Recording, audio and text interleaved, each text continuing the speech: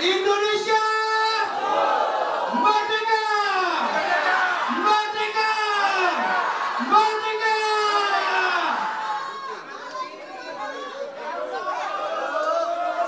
Anja Presiden, depan duduk. Nanti teriak keras kayak gitu kalau di kampung-kampung ya. Jangan di Sumbar ya. Assalamualaikum warahmatullahi wabarakatuh. Selamat siang, salam sejahtera untuk kita semua. Om Swastiastu, Namo Buddhaya, Rahayu. Merdeka! Beberapa waktu lalu saya di WA oleh Pak Sis Wahyu, orang yang sangat saya hormati, pengalamannya sangat banyak, orang yang konsisten dalam garis perjuangan. Terima kasih Pak Sis. Pada saat itu beliau menggagas acara hari ini. Dan dalam diskusi kami juga sampaikan bahwa ada kegelisahan dalam proses demokrasi dan demokratisasi yang selalu kita lakukan. Lalu Bang Balar menambahi, Bang Buki mengingatkan, lalu terima kasih Pak Senior. Jadi Bu Azizah, beliau ini senior saya. Kami juga diskusi sebelumnya dalam ruang tertutup, Pak Nus, Pak Fata, dari sana. Kami diskusi dalam ruang kecil untuk kita melihat sebuah proses demokrasi yang sebenarnya sesuatu yang biasa saja. Kenapa biasa saja? Karena ini 5 tahunan terjadi dan kita pernah melakukan. Tapi sesuatu yang tidak biasa dipertunjukkan dan kita semuanya melihat. Ada rasa kepantasan dan kepatutan yang kemudian menjadi pertanyaan publik. Lalu kita semua berpikir, apakah kita akan diam saja? Ataukah kita akan merespon? Respon. Sementara Bapak Ibu, kalaulah kemudian kita melihat Republik ini dilahirkan, darah sudah ditumpahkan, harta sudah hilang, nyawa ada di taman makam pahlawan dan tempat yang kita tidak pernah tahu. Itu sudah terjadi. Dari siklus kekuasaan politik dari waktu ke waktu, kita selalu belajar bagaimana pemerintahan itu jatuh bangun. Sementara geopolitik dunia berubah demikian turbulens, multipolar. Banyak negara melakukan reposisi terhadap dirinya. Global climate change menekan, produksi pangan terganggu, sementara dominasi antar negara semua pasti ingin bersaing untuk menjadi jawarannya dan ingin mengatur dunia. Itu pasti akan dilakukan. Saya sedang tidak bicara bocoran debat besok. Karena besok kita mau bicara ini. Pertanyaannya, Indonesia mau kemana? Saya tidak pernah tahu sampai hari ini diundang di sini, Pak Sis. Saya tidak pernah bermimpi pada soal itu. Tapi yang saya renungkan setiap hari adalah rasanya ini panggilan sejarah. Saya kira saya seperti Bapak Ibu teman-teman yang ada di sini. Saya bukan anaknya orang hebat, tapi orang tua saya begitu hebatnya mendidik saya. Hidup susah itu menjadi tarikan nafas harian saya. Bapak saya polisi, pangkatnya tidak tinggi. Ibu saya di rumah menyelesaikan seluruh persoalan keluarga dengan sangat cemerlang. Kemudian lahirlah anak-anak ini digembleng dalam ketidaknyamanan, harus survive karena dia harus bertahan hidup untuk dirinya sendiri dan keluarganya. Dan di sisi lain, tentu kita semuanya punya cita-cita. Antara lain saya juga punya cita-cita. Pada saat itu Bapak Ibu, mimpi Ganjar kecil adalah saya berkeliling Indonesia. Itu mimpi Ganjar kecil. Persis kejadian itu betul-betul muncul ketika saya menjadi anggota DPR. Disitulah saya baru bisa merasakan betul apa itu keadilan. Disitulah saya merasakan betul apa jargon-jargon politik yang ada di langit-langit itu. Dan itu mesti kita cantol, kita tarik turun, kita injakkan ke bumi agar dia bisa merasakan itu. Inilah waktu-waktu saya turun keliling untuk makin banyak bertemu rakyat. Jadi silakan survei dirilis, tapi saya akan bertemu dengan rakyat.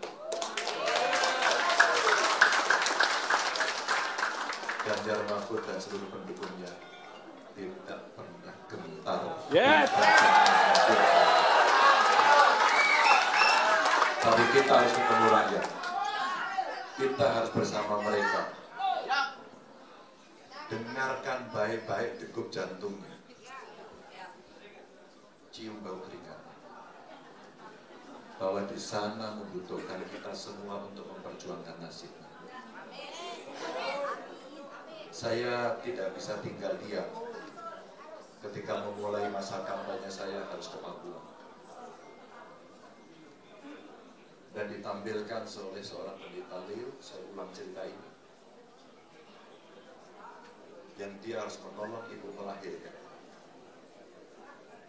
Bapak Ganjar, kami berada dalam ketidakbukaan, kami tidak punya ilmu itu, tapi di kampung kami tidak ada fasilitas itu, dan tidak ada orang yang mau menolong ini dan mampu menolong ini. Yang ada tinggal kami. Bapak Ibu, bagaimana cara menolongnya? Mereka akan membawa ke rumah sakit. Rumah sakitnya jauh. Kemana mereka harus lewat? Bukan jalannya rusak atau jelek. Tidak ada jalan. Dan kemudian kita berpesta Quran, ngomong tinggi-tinggi sekali. Dan kemudian 14 triliun mau digunakan untuk makan siang.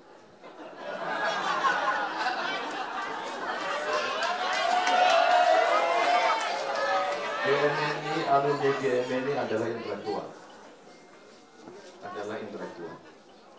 Mari kita makin kritis pada soal jargon, pada soal program, pada soal gimmick. Karena di balik politik yang besar, debat yang ditonton, tepuk tangan yang sangat meriah, sebenarnya ada tanggung jawab moral kita untuk melakukan pendidikan politik kepada rakyat. Jangan bohongi rakyat.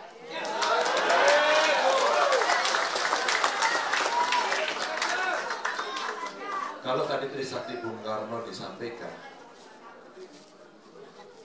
bagaimana kita mewujudkan Indonesia mesti berdikari? Maka dalam suatu perdebatan, Pak Ganjar, bagaimana saudara mengatur Anda waktu di Jawa Tengah saja lupuk langka? Bahasa saya, mapratap. Sepertinya Bapak tekniknya kurang jauh. Saya ke Papua, mereka teriak yang sama. Saya ke Sumatera Utara, sudahlah Bapak, nggak usah ada subsidi-subsidi lagi buat pupuk, yang penting pupuknya ada. Di mana? Di Banten ada. Apa itu yang mau cerita? Apakah iya kemudian pemerintahan ini akan kita kelola hanya dengan sekedar statement dan tampilan visual dengan optik yang menarik yang seolah-olah semuanya beres? Tidak, Bapak Ibu. Tidak, Bapak Ibu. Maka ketika kemudian zaman makin modern, digitalisasi terjadi, data menjadi begitu sangat penting, apakah iya kita tidak punya kemampuan analitik? Apakah iya kita tidak bisa mengklaster? Apakah iya kita tidak mampu mengeksekusi itu sesuai dengan klaster sehingga masuk kepada kelompok-kelompok yang memang kita sasar?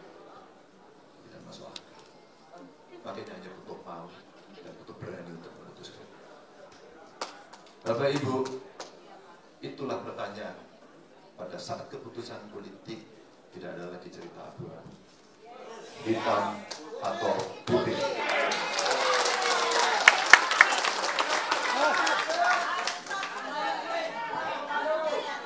Maka ketika kemudian kita dihadapkan pada bonus demografi, PR kita begitu luar biasa.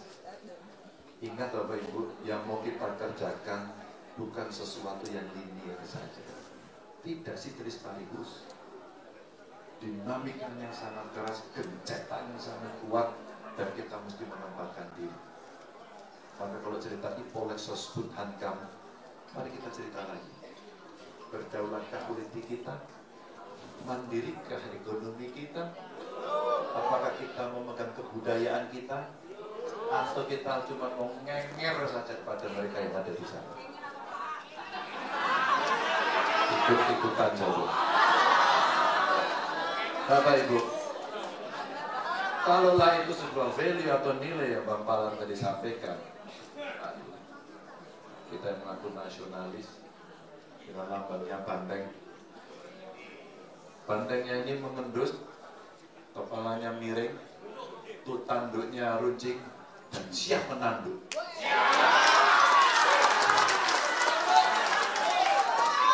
Dalam sejarah saya dididik oleh banteng ini, tidak ada cerita cengeng, tidak ada cerita nangis dan kempeng. Kalau Anda terluka, maka tanduk Anda yang harus Anda keluarkan. Dan teriak bukanlah sebuah suara yang cukup untuk kita bereskan, tapi bergerak dengan rakyat, itulah kemudian hasil yang kita harapkan. Waktu tidak banyak Bapak Ibu, maka mimpi besar bonus demografi yang saya katakan tadi, yuk kita dorong yuk. Tidak ada investasi terbaik kecuali sumber daya manusia. Izin saya sampaikan bahwa 20% dari anggaran pendidikan APBN, APBD kalau kita fokuskan, maka anak-anak berbakat kita akan mendapatkan pendidikan terbaik. Maka kalau sektor subsektornya kita siapkan dengan baik, sumber daya alam, kelautan, maritim, terus kemudian perkebunan, belum juga industri kreatif kita tampilkan, anak-anak kita inilah yang akan mengisi. Dan itu bisa kita lakukan kalau intervensi pemerintah strict. Dia betul-betul siapkan dengan dukungan anggaran yang tidak lagi bisa diceneng ke sana kemari hanya karena kemudian dia berada pada kelompok yang sama. Kalau ini terjadi Bapak Ibu, target kita untuk mengejar 2045 sebagai Indonesia Emas, roadmap-nya kita siapkan sekarang. Maka banyak teman-teman GMI dan dari banyak relawan, saya lihat tokoh-tokoh hebat hadir di sini. Bantu kami dan Pak. Siap. Ada 3 hal yang penting yang selalu saya dengarkan di masyarakat. 1, Pak Ganjar, cari kerja sulit. Cari kerja susah. Di Bekasi saya turun masyarakat, Pak kami untuk bekerja saja harus nyuap 3 juta sampai 8 juta. Hanya untuk menjadi pegawai. Yang kedua, Pak Ganjar kendalikan harga kebutuhan pokok. Saya kira yang senior pasti tahu. Ketika IJJI datang dan Winsel Kamdeshu datang dengan gaya angkuhnya, tangannya begini, dan Pak Harto menunduk tanda tangan. Dan saat itulah momentum liberalisasi dahsyat termasuk pangan. Dan hari ini beras pun tidak mampu kita cukupi sendiri. Hari ini produksi bawang putih kita makin menipis dan impornya makin menebak. Dan hari ini laut kita yang luas belum bisa kita apa-apakan. Mesti kita genjot betul. Improvementnya dilakukan terus-menerus, tapi akselerasi gerak cepat yang sat-set tidak terjadi. Ini kita. Maka Bapak Ibu, yang ketiga persoalannya adalah pemerintahan bersih dan anti korupsi. Ini sudah nilai yang tinggi. Saya tanya masih dengan para pengusaha, apakah kalau kepastian hukum kami berikan, Anda berada dalam ketakutan? Tidak, Pak. Tidak, Pak. Kami butuhkan kepastian. Maka tolong kami pengusaha yang sudah mengikuti teks amnesti, jangan diopo-opo. Tolong. Kalau kami investasi, berikan kemudahan, ease of doing business. Tolong percepat kami karena kami ingin membantu. Bukan dipenggal, dipungli, dikorupsi, dipersulit, dan akhirnya ekonominya berbiaya tinggi, high cost ekonomi. Bapak Ibu, kami berkeliling di seluruh Indonesia. Saya ceritakan ini kepada Bapak Ibu, itu PR besar. Siapapun yang menang besok, Bapak Ibu, tidak semudah yang kita bayangkan. Saya berharap betul yang hadir hari ini adalah relawan sejati. Saya harapkan betul ketika kemenangan itu terjadi, Anda percaya kepada kami. Maka saya berharap betul keikhlasan Bapak Ibu untuk kami mengambil keputusan hitam dan putih. Mohon maaf kalau yang ada di barisan depan, belakang, kiri, kanan, mungkin tidak akan menjadi komisaris.